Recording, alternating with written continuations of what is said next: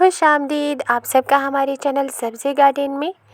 आज मैं अपने गार्डन में कुछ काम करने वाली हूँ और वो ये है कि मैं टमाटर के पौधों को लगाने वाली हूँ, जिसे मैंने पहले से ही तैयार करके रखा है।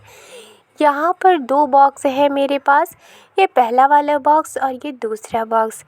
दोनों बॉक्स में मैं लगाने वाली हूँ पौधों को। एक बॉक्स में मैं लगाऊंगी टमाटर के पौधे को और दूसरे बॉक्स में मैं किसी और चीज़ के बीजों को लगा दूंगी। ये है मेरा टमाटर का पौधा और ये लगी हुई है इस पॉली बैग में, जिसमें मैंने कोकोपीट और किचन वेस्ट को मिक्स करके उसमें मैंने टमाटर के पौधे को उगाया है और ये काफ़ी बड़ा हो चुका है। इसे पहले ही मुझे लगा देना चाहिए था, लेकिन मैंने सॉइल को प्रिपेयर नहीं किया था, इस वजह से मैंने नहीं लगाया था। अब चूँकि मैंने सॉइल को प्रिपेयर कर लिया है और अब मैं लगाने वाली हूँ इन पौधों को। और पौधों को लगाने से पहले मैं उसमें कुछ वाटर दे दूँगी। पानी देने से इसकी जो रूट होगी वो थोड़ी सी हल्की लूज़ हो जाएगी, जिससे कि मैं इस कोकोपीट से पौधों को निकाल पाऊँगी। और उससे पहले जो भी पीली पत्तियाँ हैं उन्हें भी मैं हटा लूँगी। पत्तियों को रिमूव करने से ये होता है कि जब हम पौधों को लगाते हैं तो मिट्टी के अंदर जो न्यूट्रिएंट्स होती हैं वो पौधों को प्रॉपर तरीके से मिल पाती हैं, जिससे कि वो अच्छी तरह ग्रो भी करते हैं।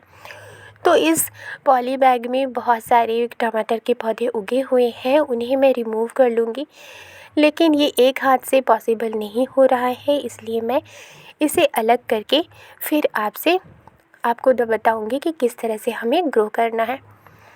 तो यहाँ पर मैंने अलग कर लिया है और एक पॉली बैग से मुझे 2 पौधे मिले, एक पॉली बैग से मुझे 3 से 4 पौधे और एक पॉली बैग से मुझे मिले हैं 4 से 5 पौधे।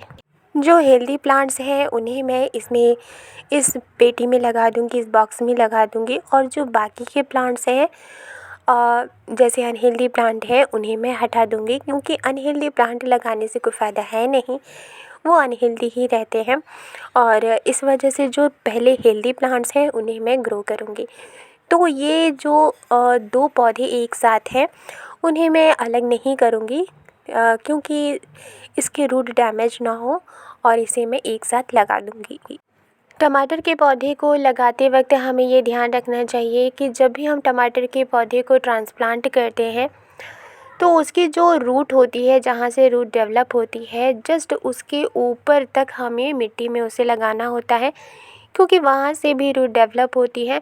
अगर हम ऊपर तक इसे लगाते हैं तो जो पौधा है वो स्टेबल रहेगा और वो कमज़ोर होकर एक तरफ नहीं झुकेगा, और जो नई रूट निकलेंगी वो न्यूट्रिएंट्स को एब्ज़ॉर्ब करेंगी, जो पौधे के लिए फ़ायदेमंद होता है। और इस तरह से दूसरा जो पौधा है उसे मैं अलग करके ठीक उस पौधे के सामने ही लगाऊंगी, लेकिन थोड़ी दूरी पर ही लगाऊंगी, ताकि ये एक दूसरे से न्यूट्रिशन के लिए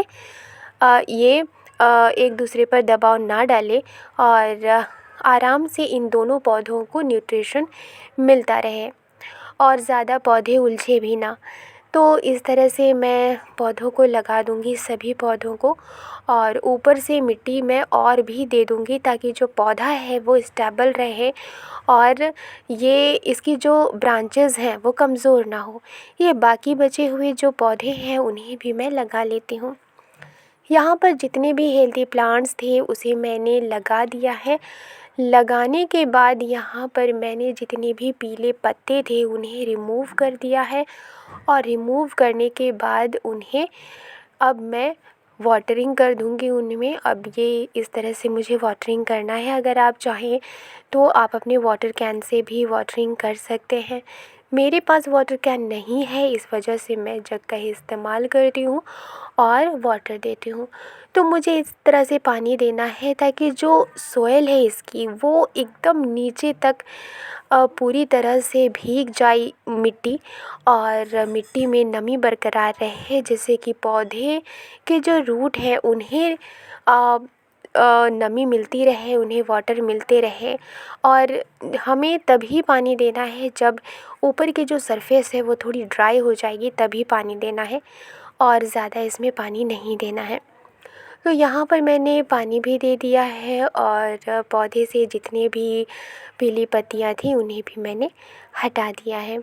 अब मैं दूसरे बॉक्स में मैं लगाऊंगी बीज को और ये जो बीज है वो है मटर का, और इस बॉक्स में मैं लगाऊंगी मटर के बीजों को।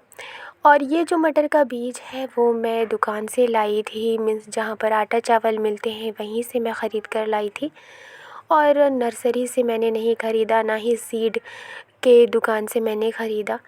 इस तरह के बीज को भी अगर आप पॉट में लगाते हैं तो उससे भी पौधे उगाते हैं और अच्छी फ्रूटिंग भी होती है। लेकिन उसके लिए प्रॉपर तरीके से खाद देना पड़ता है और वाटरिंग का ख़्याल रखना पड़ता है, क्योंकि मटर के पौधे को ज़्यादा वाटरिंग पसंद नहीं है। इसे तभी वाटर देनी चाहिए जब ऊपर की सरफेस हल्की सी सूखी हुई होती है, तभी।